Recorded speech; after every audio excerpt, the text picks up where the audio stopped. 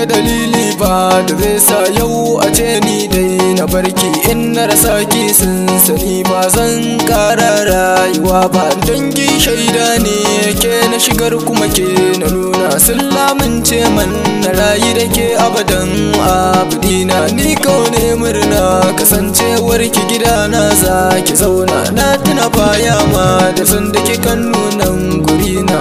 Kaune murna kasancewar ki gidana za ki zauna, na tuna baya ma da san da ke kan nunan gurina. Ruhi ya kyautu na baki ba kya sare na ya kuna, kyauta Allah yayi gare ni na gode kuma na bakara. Shi ke badawa sailin da ka roka za ka samu, kai hakuri da rabon kana kashi ne za ka samu. Shi hakuri riba rashin shi asara ne, mu duba soyayyar mu da ke ilahu shi ne dai hada mu. Babu kamalan dare da rabo tilas mu samu, bani gudun ki masoyiya ta mai ado mai kyau da sura. Tun da nake aka san kauye ma da gari kowa ya shaida, na saka dan ba ma na kara kinki duk shaida. Sun zaga damse na raba ni da ke ba aiki shaida, ran auren mu da ke zanyi wanka na in sanya shadda. Ai ta faɗin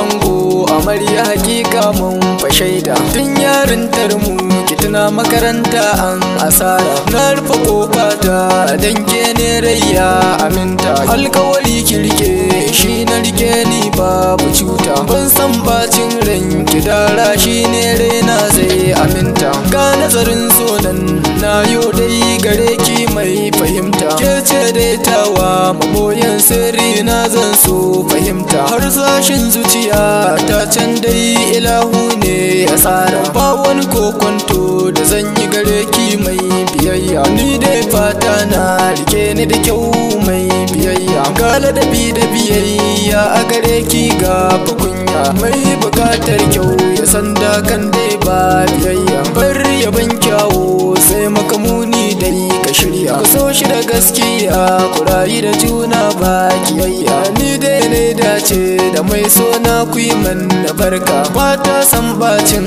raina ni ma dan haka babu shakka. Wanda bai san so ba sanni da sannu za ya so mai.